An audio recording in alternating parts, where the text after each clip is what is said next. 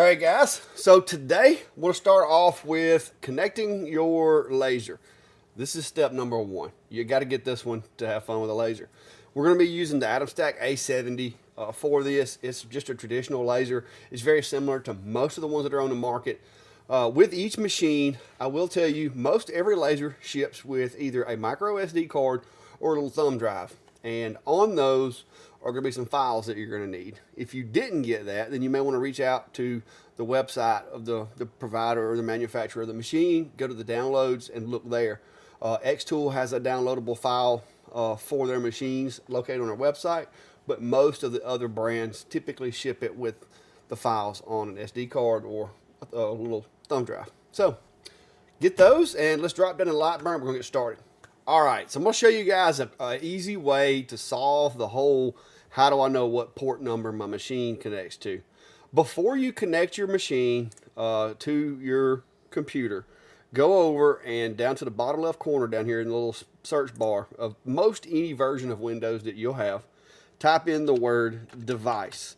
When you do that, you should see Device Manager should automatically pop up right here. Click on that. In here, there's going to be some information that you're going to want to have here shortly. You'll be able to go down and click all the way down towards close to the bottom. You'll see right here where it says ports, COM, and LPT. You're going to need to look in there, but just make a note of which COM ports are being used currently. Take a picture with your phone, write them down if you got a real good memory, if there's not many of them, whatever. But then what I want you to do is connect your USB cable from the machine over to your computer. Make sure it's the one that came with the computer or with the laser. If it's not the one that came with the laser, I strongly recommend until you've got your machine connected successfully to your computer that you just move forward with the one that came with it. If you need a longer one later, you can always go purchase one on Amazon. But a lot of the time, if you find a longer micro USB or USB-C cable laying around your house, chances are it's a charge-only cable and it's not going to work for running a laser. So use the one that came with the machine for getting it set up just to make sure we've got everything done correctly. So here we go. The next thing I'm going to do is I'm going to power on the AtomStack A70 Pro. You'll notice a change in the computer screen here. That means that the machine has detected some hardware changes. And if you go back down here, you'll notice that I've got this new one showing up here on my ports. And it says USB serial CH340 on COM 19. Okay? Write that down. Take a mental note of it if you're that good. But remember that, because most of these lasers, the AtomStacks, Sculpt Funds, a lot of them are going to show up as the CH340 device. That's the driver that they use. So also, before you connect your machine, you need to make sure you already have that driver installed. It should have been on that thumb drive or that little SD card that we talked about. So if your machine didn't show up, then you need to make sure you install that driver. But in this case, this machine, of course, has the driver. So I'm pretty sure that's going to be my laser. But just to double check, I'm going to go ahead and power off the laser and unplug it and see if anything changes.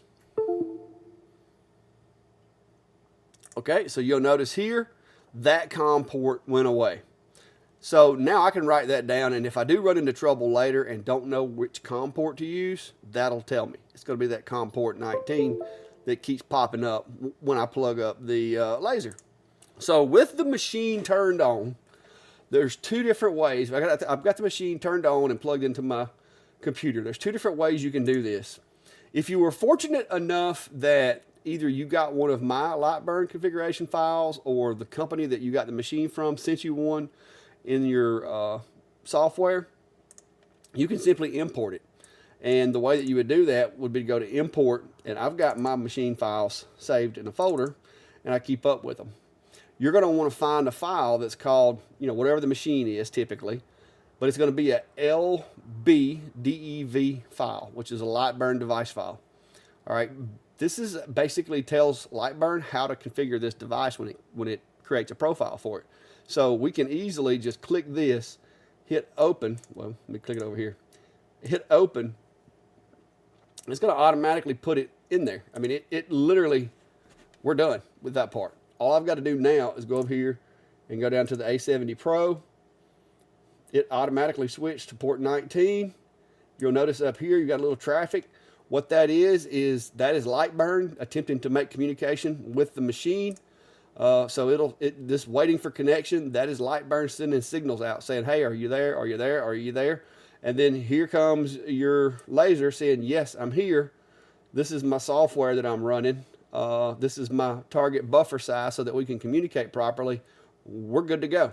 So that tells you there that the laser is connected and ready to go. So that's the easy way. So if you have that, or if you can get your hands on that, that is the easy way by far. Also, in doing that, there's going to be a couple of things in here that is going to save you some trouble on. And I'll explain what these things are, and you can make a note of this. If you have to do yours manually, you can go back and do these things yourself. So there's going to be some things in here, such as using the laser to frame, the blue laser. This is where you turn that on. You got to turn this little box here on, as well as this one, and then set the percentage.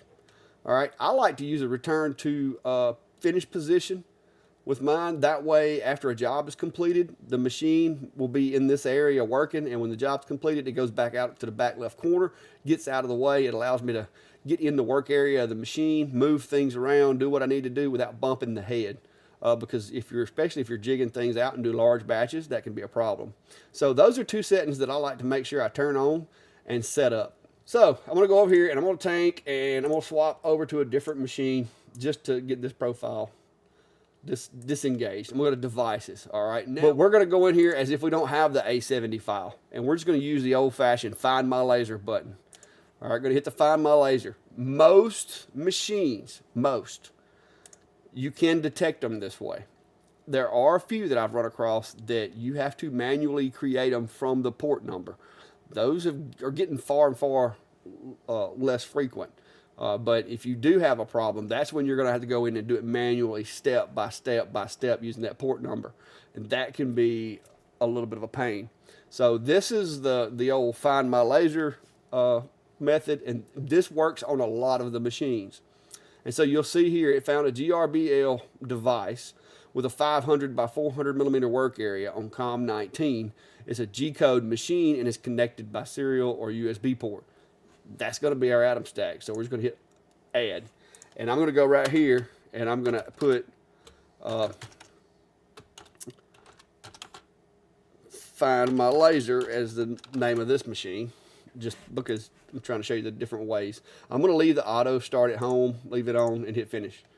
All right, once we hit OK there, now I can go over here and click on this profile we created doing find my laser, COM19. There you go, you got your confirmation. Because I left the home at startup turned on, it did home, and you'll see that little homing command right there. So we are connected to the machine. So far we've went through two different methods of adding your machine. So let's show you the final one, the one that I hope you never have to use, because this one can be aggravating. And that's, let's assume that your machine, you didn't have the file to import it. You didn't have any luck doing the find my laser, because you had one of those few machines out there that just will not work on. So now you're gonna have to create it manually. All right, so we're gonna go create manually. This is where you got to kind of pay attention to what you're doing. All right, this is going to be a GRBL machine. We hit next. I'm going to be connecting it with a serial or USB port. Hit next. I want to name this manual, because we're creating it, well, somebody can't spell manual, because we're creating it manual. It's got a 500 by 400 work area.